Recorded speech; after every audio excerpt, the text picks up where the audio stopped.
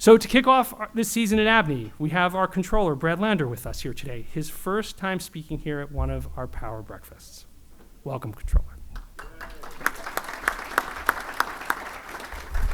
As you know, our controller has a sacred charge. He is steward for New York City's now $274 billion public pension fund system, the retirement money of our municipal workforce.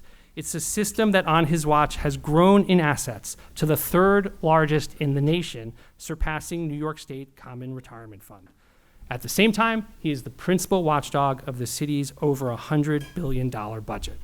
Now, I think a lot of us worry about how government has really at every level over the last decade become more adversarial and political and really less serious.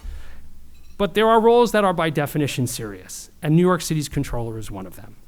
And agree with the controller or not on policy, Brad Lander is known as a serious person, both in his approach as well as in his style. He's a mensch. He may be a dyed-in-the-wool progressive from the People's Republic of Park Slope. I say that as a proud Brooklynite. But he is also able to work with people who do not see the world the way he does. And at ABNY, we really value that. We value people who can seek common ground and look to be effective, even partnering with people they don't necessarily agree with. Brad is the co-founder of the council's Progressive Caucus, but he also partners with cops, firefighters, sanitation workers to advance common goals and strengthen their pension funds. Our controller has partnered with big business, from protecting affordable housing with related companies after the failure of Signature Bank, to working with Blackstone to improve pension fund returns. And yes, he occasionally finds himself partnering and on the same side with his usual sparring partner, the mayor, like when they went to Albany together to reform procurement and expand the role of MWBEs in city contracting. Now, don't exactly see the two of them sharing a tandem city bike together, but we'll take the cooperation we can get. Now, before I bring the controller up, I just want to recognize some of the public officials who are here with us today. Please hold your applause till the end. We have New York State Assembly member Tony Simone. We have council members Justin Brannan, Gail Brewer, and Keith Powers. We have the head of the MTA, Jano Lieber, and our Chancellor of CUNY, Felix Matos Rodriguez Velo. Thank you all for what you do. We're grateful for your public service. And I also want to say, before I turn the stage over to the controller, that Bill, this is a beautiful building. So it's really nice to be here.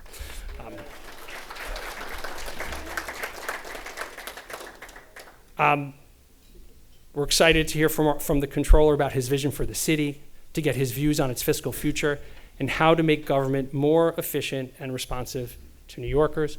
Please join me in giving a warm ABNY welcome to Brad Lander.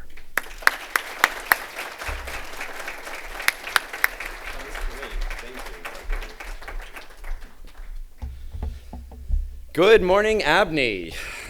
Thank you, Stephen, for that really generous introduction. Thank you to Bill Rudin and the whole ABNY board, and to Chad, Zena, and Wiley for organizing the event this morning. I'm really grateful to be here to have the chance to talk with you about our city's future. I think it's safe to say we're all here because we love this city. In fact, I love it so much, I couldn't help but follow one of its time-honored comptroller traditions, running for mayor. Ba-dum-bum. In all seriousness, though, I fall in love with New York City over and over again. For me, it's Celebrate Brooklyn concerts out in Prospect Park. It's the view from the High Bridge. It's finding a new street food.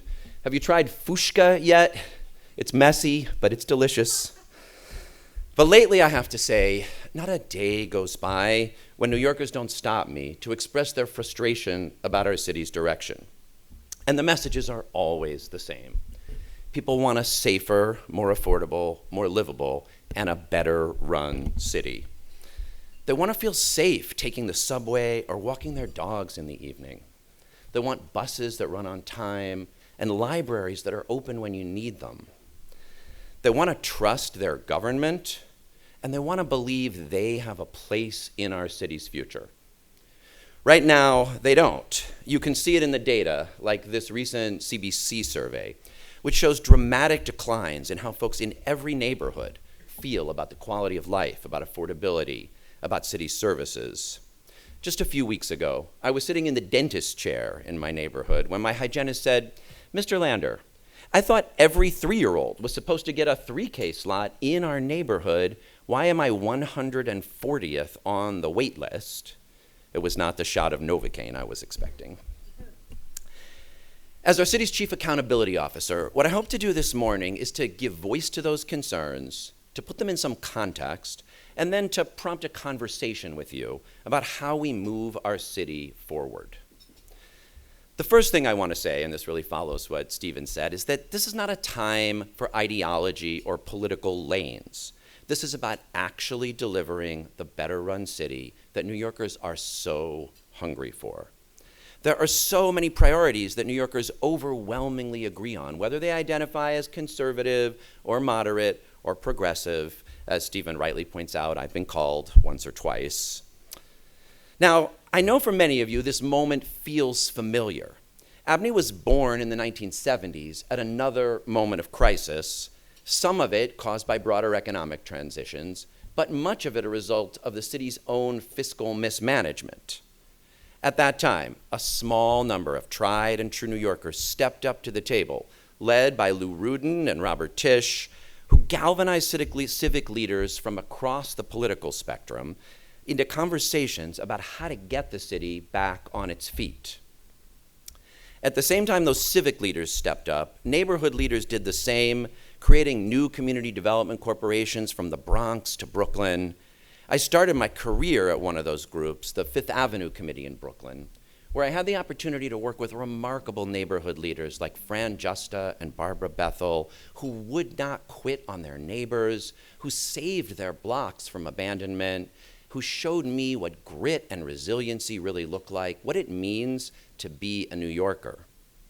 I want to shout out Kathy Wild, who I think is here or coming, who was one of the bridge builders between the neighborhood and civic leaders. I want to express my condolences as well to the family and friends of Harrison J. Golden, who was the controller then and who passed away earlier this week. There are a lot of other people in this room who did that work together. Carol Kellerman, many, many others who have been part of that long work. Now, those early leaders of ABNY did not always agree on everything, which is good because Kathy definitely does not always agree with me. You should see her emails. And Jay Golden clashed even more fiercely with Abe Beam and Ed Koch than I do with the current mayor. Still, through partnerships that included City Hall, leaders in business, finance, real estate, labor unions, community groups, they found a way for New York City not only to escape the fiscal crisis, but to thrive again. ABNY has translated the I Love New York slogan that you created into a call to action that has resounded for decades. 50 years later, we still love New York, and we face a similar set of challenges. The pandemic was a profound shock, causing lasting disruptions. The abrupt shift to remote work disrupted working patterns, doubling commercial office vacancies, now at more than 100 million square feet. Elevated levels of mental illness push more New Yorkers out onto the streets. Violent crime is up from before the pandemic, and it's reducing at a slower rate here than in many other cities around the country. And perhaps the biggest challenge facing New York's families right now is the skyrocketing cost of housing. As the city rebounded from that fiscal crisis, population surged, but we did not build enough housing, so sales prices and rents are now at all-time highs. Meanwhile, the city's popularity presents a new set of challenges. In the last 2 years, more than 200,000 asylum seekers have arrived here. Meanwhile, our streets are feeling more chaotic with the ubiquity of mopeds and e-bikes and the rampant growth of illegal weed shops, despite the best efforts of Gail Brewer, who was here earlier. It all adds up to a growing sense of unease, real anxieties about New York City's economy, our public safety, and our future. Now, as in the 1970s, some of those forces were beyond our control, but they are compounded every day by the lack of vision from City Hall to navigate those shifts, by the lack of management to deliver on the basics, and now by shattered trust and distraction in the wake of multiple investigations. On mental health, for example, My office's audit of the city's intensive mobile treatment program, a key lever to move mentally ill homeless New Yorkers off the streets, showed that the program is failing not just to connect participants to housing, but even just to medication and care. One example is Rashid Brimage. He was in the IMT program after a long history of psychotic episodes and arrests, including for pushing a 92-year-old woman to the ground. When a hospital released him, they had no way to tell his IMT care team, so they lost track of him, and instead, a New York Times reporter found him aimlessly riding the subway days later, his hospital bracelet still on his wrist, while she was coincidentally reporting a story on how badly our mental health systems are failing. Meanwhile, in 2019, the city announced it would build several hundred secure hospital beds for people precisely like Rashid, who've been arrested and require secure detention, hospitalization, and psychiatric care. 5 years later, none of those beds have been built. I could spend the rest of this speech walking through equally scathing audits and reports from my office on delays in affordable housing construction, on storm preparedness, on food stamp delivery, but I think most of you already know it. And I could give an entire speech as well just on the importance of public integrity. Just this week, my office released a plan to crack down on corruption in the procurement process. But suffice it to say, my definition of good government does not include multiple FBI investigations. It doesn't include no-bid contracts for family members. And it sure doesn't include old-school protection rackets. What we need right now is high-quality, non-ideological, trustworthy, solutions-oriented leadership at City Hall, and that's what I'm here today to talk about.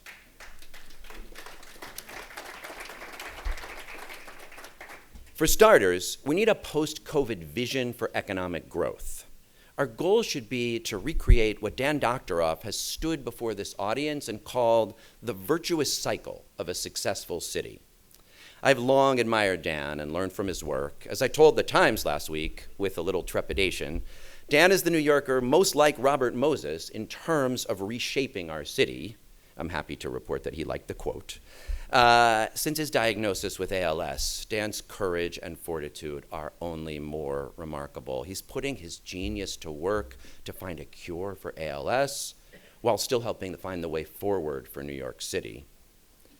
As Dan breaks it down, in the virtuous cycle, the city attracts tourists, students, employers, and talent, and the marginal cost of welcoming them is less than the revenue generated. The growth dividends are reinvested into a vibrant public realm, yielding an economic and cultural infrastructure where innovation can thrive, and a robust network of public services that make the city's prosperity more inclusive and more sustainable. Eat your heart out, Robert Moses. Now, getting buy-in from communities for growth and change is hard, but it's worth doing.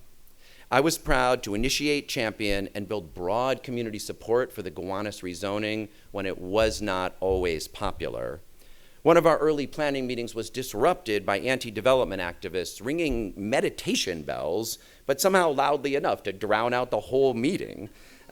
Still, over several years, we put together a table of homeowners, tenants, public housing residents, business people, artists, advocates, and developers, and we put the question to all of them: what would shared and sustainable growth look like?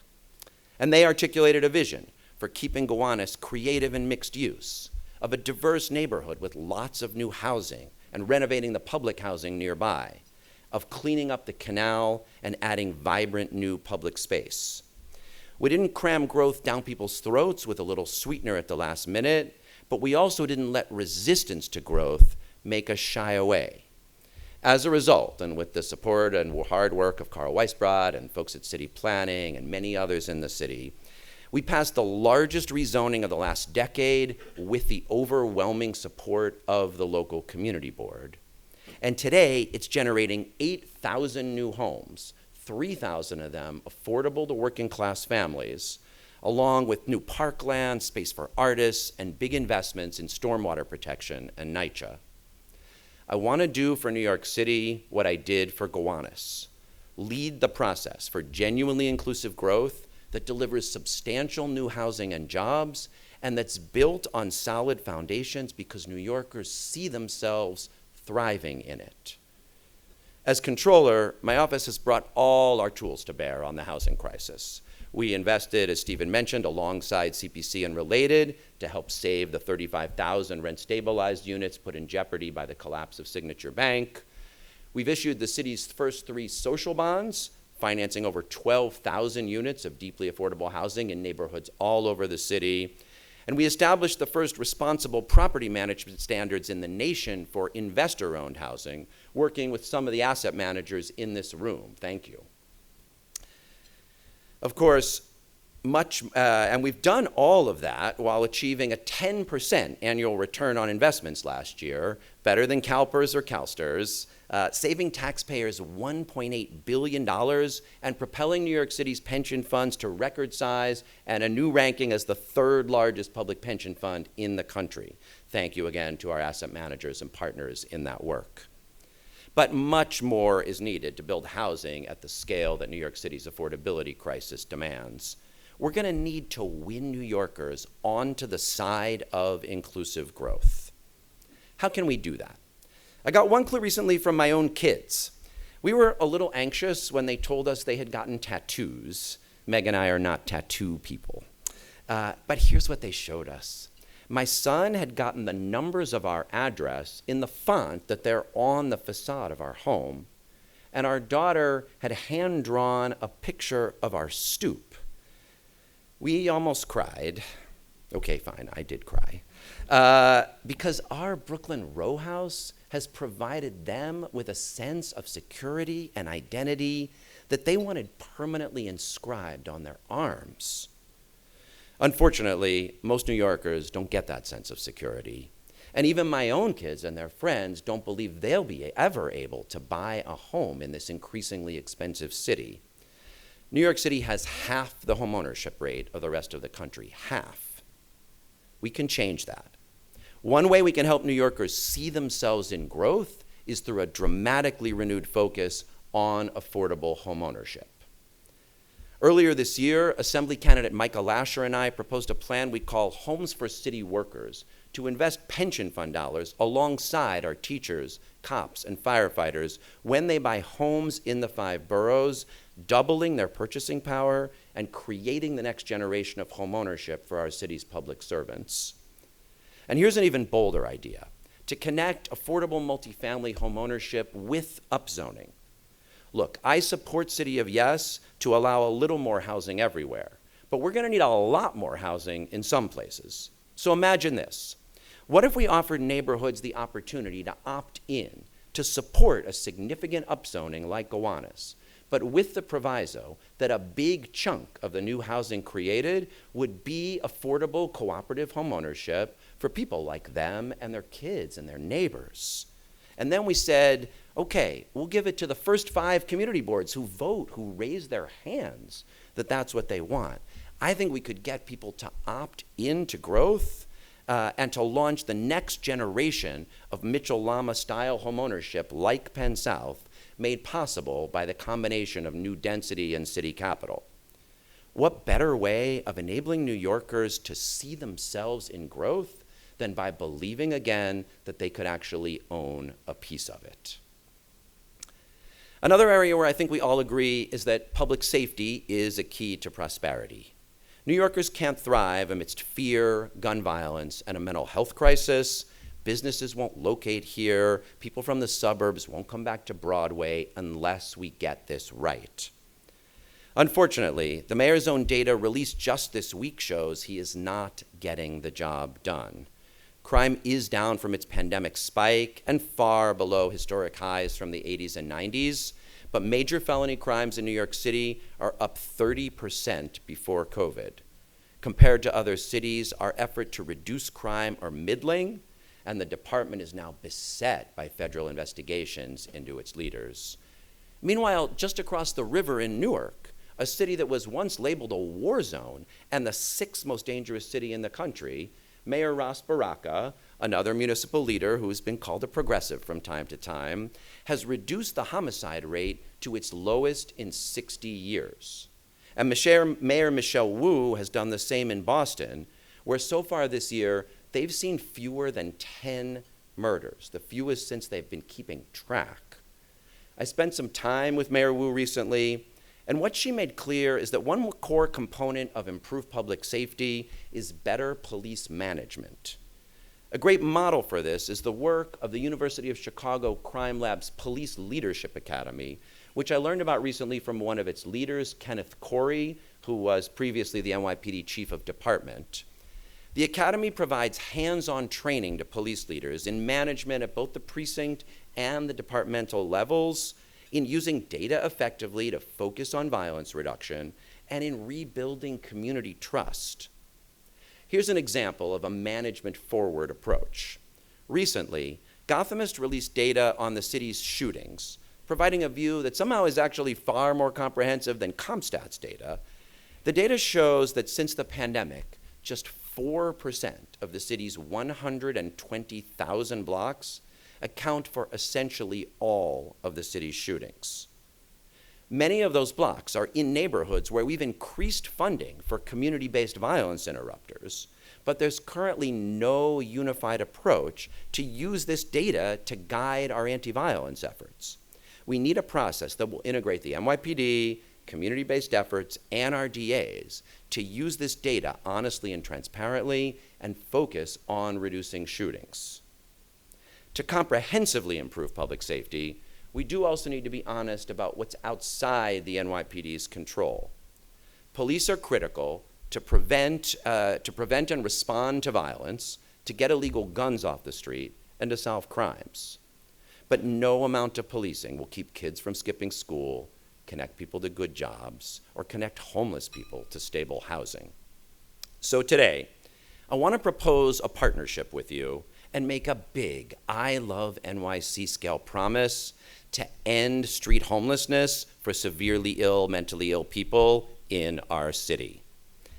A decade ago, New York City took a housing-first approach, and we effectively ended veterans' homelessness.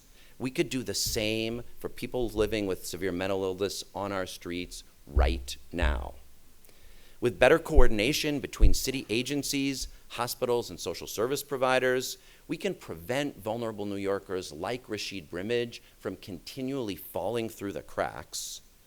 We do need those secure detention beds I mentioned, because it is sometimes necessary to commit people involuntarily, but it will be necessary a lot less often if we have more safe haven beds and more supportive housing. And here's the linchpin. We should reserve a few thousand of our housing vouchers to help this vulnerable population get off the street and into housing right now, and connect them with the service dollars we're already spending. That's the Housing First model, and research by Urban Institute shows that it's working in cities across the country, in Houston, in Denver, in Salt Lake City, and around the world. People stay stably housed 70 to 90% of the time. It is ambitious, but it'll cost us less in new spending than you might think, because we're already spending billions of dollars here. What we need to do is invest it more effectively in a coordinated continuum of care, with focused on outcomes, with commissioners knowing the mayor is watching. Some of you are already engaged in philanthropic work in exactly this area, and you're focused on what is really working. So I'd like to invite you into the conversation as we develop and implement this plan, because ending street homelessness of severely mentally ill people will mean a safer city, a more thriving city, and a more compassionate one. It'll also be a great improvement for the city's public realm, for its thriving street life. As Dan Doctoroff and Jeanette Sadiq-Khan showed, public realm improvements in our central business district are keys to a thriving economy. That's one reason we need to see congestion pricing through, and why I'm organizing the lawsuits aimed at reversing the governor's short-sighted decision to put it on pause. In addition to the big traffic, transit, and air quality benefits and all the work it'll enable the MTA to do under its strong leadership, when congestion pricing is implemented, We'll have a once-in-a-generation opportunity to reclaim street space. The reduction in congestion would free up 500 lane miles, an area the size of Tribeca. That's room for transformative efforts like the Downtown Alliance's vision for the financial district, and much more besides. It's also the essential resources for the signal modernization, the new elevators, the basic bread and butter maintenance of effort and good repair work that's in the capital plan that President Lieber released yesterday. Now, if we want support for those streetscape improvements, we're going to need to rein in the chaos caused by the rise of mopeds and e-bikes. Honestly, it is probably, we could clap for that. Thank you, Adrian Benepe. Honestly, it is probably the single issue that I hear the most about right now when I'm talking to people.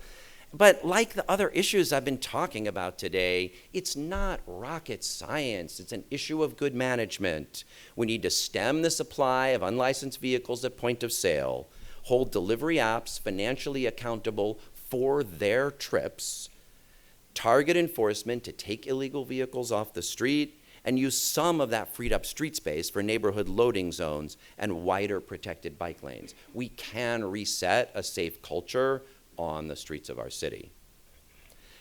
A vibrant city is not just streets, subways, and buildings. New York thrives through its social infrastructure. That's why the mayor is treating libraries, cultural institutions, and parks like sacrificial lambs in the budget dance is so short-sighted. Our vibrant art scene and creative economy, they're a huge driver for why people want to live here, work here, come to Broadway. It's what attracts people to our city. Can I see the hands of everyone who serves on the board of an arts or culture organization? I'm guessing there's a lot of you in this room. Yeah, I thought so. It's because business leaders in this town know it's critical. So I want to say thank you to those of you that put that leadership in.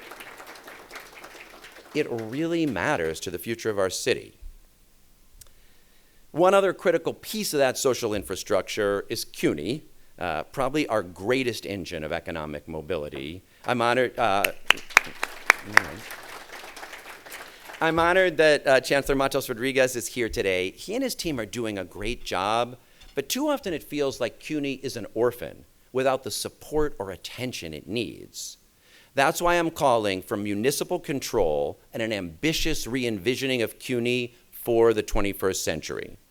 My plan will show how we can integrate CUNY better with our city's K-12 education, with our workforce development programs, many of whom are here today, thank you, and with our business partnerships. And we could also knit CUNY together with our city's other great institutions of higher learning. Did you know there are more university students in New York City than there are people in Cleveland? And there's a lot of people in Cleveland. I'm not saying.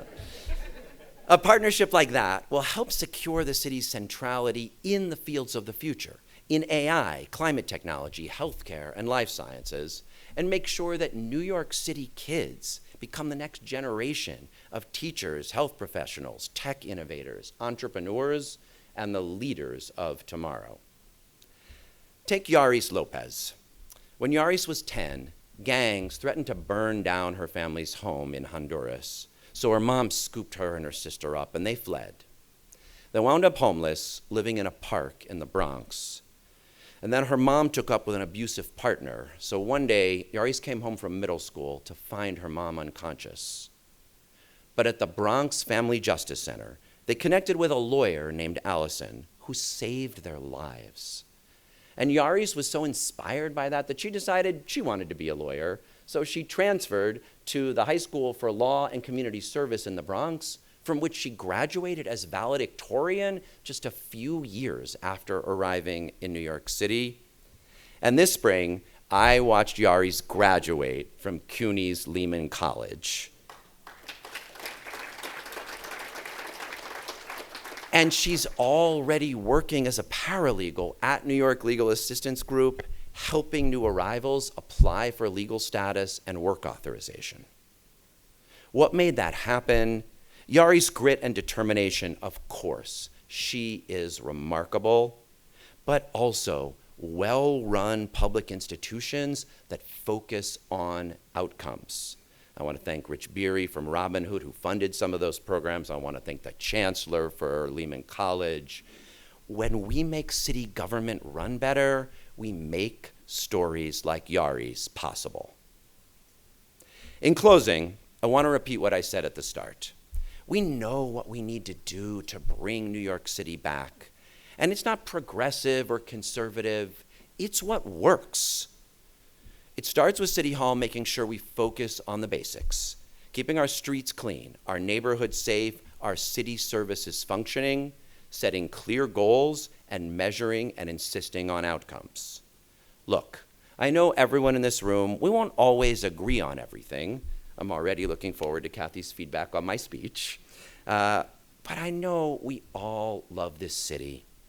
And we're dedicated not just to preserving the many things that are already great about it, but to making room for new ideas, new development, for new leaders that will make it even better in the coming generations. That's going to require much better management, honest leadership, some vision, and real conversations like the one I hope we're starting this morning. Next time, let's do it over some fushka. Thank you very much.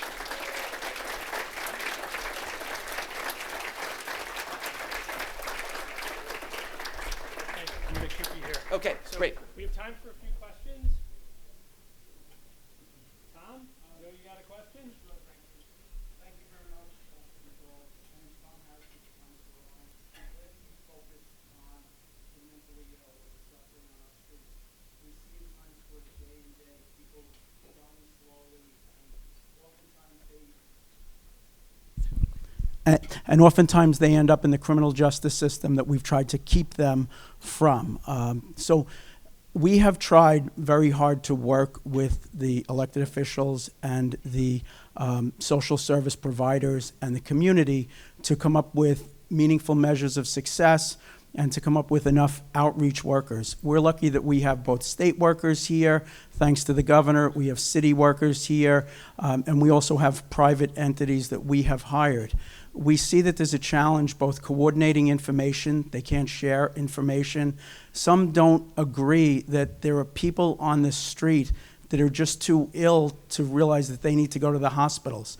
How can we work in partnership, as you say, to get everyone to agree that this is a challenge that we need to address and not to accept the status quo?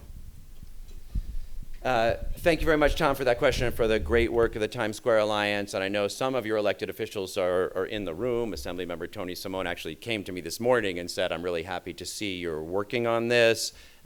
Keith Powers and Justin Brannon and I have had a lot of conversations about it, and of course, Gail Brewer. So it is critical. Look, that's why I'm putting it front and center in the campaign.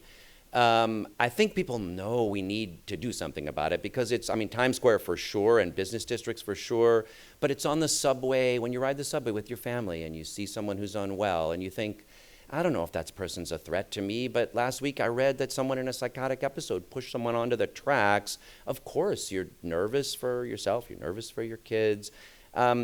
There are times when people need to be committed involuntarily. That's why the failure of the city to build the 300 secure detention beds that money was put there for is such a big gap.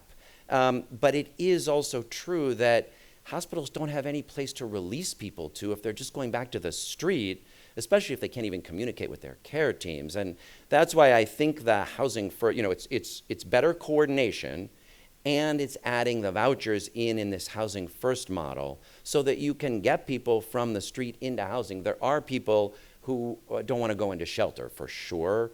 Most people, the housing first model show, if you offer them an apartment with services, will take it.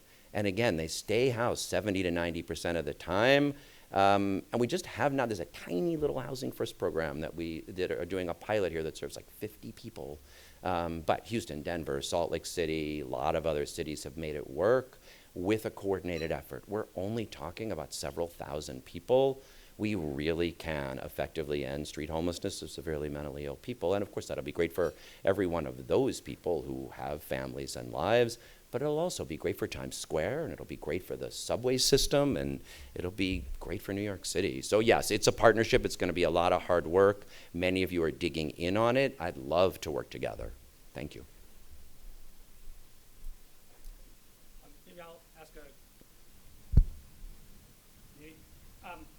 I want to ask a question about the economy. Yeah. And kind of, so we need more housing. We seem to have a reasonable amount of vacancy still, especially amongst our Class B office buildings. Yeah. We have the buildings like this tend to do wonderfully. We are the world's economic capital. How would you look at that vacancy? Is there something you would do to address it? Thank you. Yeah, this is obviously a big issue. Executive Deputy Controller Francesco Brindisi has done a whole bunch of deep dives. If you don't subscribe to our monthly newsletter, it's like a treasure trove of data. You got to subscribe. I got like TMZ and Us Weekly. I'm in. I mean, Francesco's done 2 fiscal notes now on property tax issues that come from the most recent court file. Whatever. You got to dig in. And I do think we've done more on commercial office vacancies than any other topic. Look, there's good news and bad news here. The good news is there are more jobs and even more office-using jobs in New York City than at any point in time in our history, and new buildings like this one, like One Vanderbilt, like Hudson Yards, are renting up gangbusters. It's great. But the Class B and C portfolios especially have big vacancy rates. The amount of square footage is double what it was, and that is a real challenge. So there's a few elements to that. I mean, some is the basics, like that's the Dan Doctorow virtuous cycle model. Like the first thing for the city to do is keep the streets clean and keep the neighborhood safe and keep it a place people want to come. And then entrepreneurs find new uses. I like to point out that Koreatown Karaoke is an adaptive reuse of upper floor formerly office space in Manhattan commercial office buildings. And the city didn't do that with a tax break. We did it because we made the city a place people want to come, which it hadn't been for that before. So job one is that, start the virtuous cycle. But there are obviously things the city can and needs to do to help. We're watching the MCOR program, which is allowing some buildings to adaptively reuse, and that is great. Science labs, new CUNY spaces, there's all kinds of things some of those buildings can be. I supported the changes in Albany and City of Yes that will make conversion to housing a little bit easier. I do think we probably will also need a teardown option for Class B and C buildings to make it easier for some of those buildings on 3rd Avenue or Class B and C buildings with big vacancies to be torn down and rebuilt as residential at heights taller than they currently are, but without losing FAR that they would from having their cores cut out. So that's one thing I think we could add. And I think if we do all of that, we've got an ecosystem that will find great new uses, both commercial and residential, for those spaces. As long as you mentioned karaoke, do you have a go-to? Don't make me sing. No, do you have a go-to karaoke tune? I do have a go-to karaoke Well, tune. I need you to sing it. Will you share it? Will you share it? Yeah. I do Everyday People in Motown. I don't know. So there's video. Love it. Didn't expect that. Love it. It's better than my dancing, let me say. So. Adrian? Hi, Adrian Benepe, President of Brooklyn Botanic Garden, but speaking on behalf of the cultural institutions and the culture in New York City. You referenced it in your speech. We're luckily our cuts were restored after a lot of work by some of our friends in this room. But it's been a downward cycle for several administrations. Our current funding is the same as it was 15 years ago, and our costs have gone up 40%. What would you do to stabilize the cultural sector? For every dollar the city puts into museums and cultural institutions, we generate $5 to $10. We generate 16,000 jobs. We are one of the locus of tourism and the income for New York City. What would you do to stabilize that and to encourage them as partners that do so much for New York City? Yeah. Thank you, Adrian. And there's a lot of great cultural leaders in the room. My friend Jimmy Van Bramer, who was the greatest champion in my time in the council, and many of you. I mean, the first thing is precisely that recognition. This is not charity. These are not little grants that the city gives out because culture is cute. Arts and culture are the lifeblood of New York City. I mean, there was good reason in the pandemic to worry that people wouldn't want, given that density seemed to be the thing that was killing us, to come back to the city, to ride the subway, to live and work in close quarters, to go to Broadway shows and clubs. And the great news is they still do. And that's what brings people here. People don't come here because they're excited about working in a Midtown office building. They come here because it's New York City and it's got the greatest arts and culture scene in the world, and in the boroughs too, in the neighborhoods and in the city. And those cultural institutions are absolutely fundamental to it, and they are what attract the talent that help keep the economy thriving. So it really is the virtuous cycle, and our cultural institutions are central to it. And if you see the resources as investing in the city's future, then you don't treat them as sacrificial lambs in the budget process. I have called for a better way of doing budgeting. I tried to have a whole section on our modern fiscal framework for New York City in this speech, but you could look it up online. We're 50 years after the Financial Emergency Act, and we do need a reboot of the way we do this. So we have to find savings in the budget. I mean, we only have so much taxpayer money. We want to do new things. You have to figure out where you can save. So every single year, as part of the budget process, we should be calling on commissioners, not just randomly when there's kind of a hastily called PEG program, but on the regular. You come up with savings and efficiencies. You focus on the waste in your agency, on the places where your claims are costing hundreds of millions of billions of dollars. You can propose new needs as well, but you've got to come up with savings and efficiencies. And then over time, we iterate to get a more efficient and well-run city. And that should be the budget cycle, is the debate about where we could have efficiencies, where we have new needs, and what we can afford, and not a stupid budget dance where you say, presto, let's cut the cultural institutions and CUNY, have 6 months of fighting about it, and then at the end, pretend we solved a problem when we restore the cuts that everyone knew we didn't mean at the beginning. It's not a good process for our cultural institutions. It's not a good way of building a budget either. And I really do promise to change both things. Thank you. Oh, Carl? Carl Weisfred, HR&A Advisors. As you know, the city law requires Rikers Island to be closed by 2027, and we are building borough-based jails that maybe have a capacity for 4,500 people or so. They're not going to be ready by 2027, plus we have now about close to 7,000 people at Rikers Island. How would you address that knotty problem? Yeah. Thank you, Carl. And as some of you know, Carl and I share a great mentor, Herb Sturz, rest in peace, who was fighting to close Rikers Island in the Koch administration. And I think we both feel, the urgency of the issue, as well as thinking every day, what would Herb do?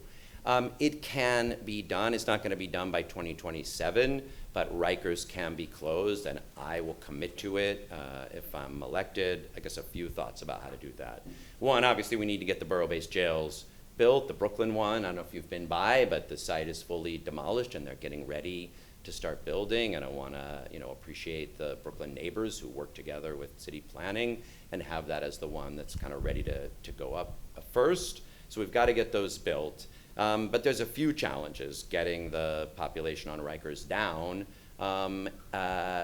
So the effort I mentioned on mentally ill homeless folks is actually a part of that, because 1,500 of the 6,000 and change folks at Rikers on a daily basis are severely mentally ill. That's, and that's how they were arrested. No one gets better in detention at Rikers. And I'm not sure the borough-based jails are the place to help those folks get better either. So part of the plan is going to be looking at what should secure detention look like for people with mental illness. And it might need some new, smaller institutions in other places around the city where folks, will get the 300 that are already promised at H&H eventually. But I think there's an opportunity there to do something that actually helps people get better. And that would mean building some new institutions, give us a little more capacity in the system. The other big thing to do is get case processing times down. We put a study out on this recently. Case processing times have grown through the pandemic, right? Courts switched to online. This has kind of been written about a lot. People haven't seen just how much of the growth in the Rikers population is the expansion of case processing time. So we're talking to Vera and to the Commission to Close Rikers about what it would look like. It's pretty bread and butter management to get processing times down. And honestly, if you do that, you can pretty significantly reduce the daily population at Rikers. So all those things in common, and we can hit the goal of closing Rikers. We can't do it by 2027, but we could do it in the tenure of the next mayor. I'm going to say, as it's 10 o'clock, I'm going to say, Controller, thank you for such a thoughtful and sort of deep presentation about your vision for the city. We're grateful for you and we're grateful for it and hope to have you back. Thank you so much. This was great. I really appreciate it. Thanks everyone for coming. This was great. I really appreciate it.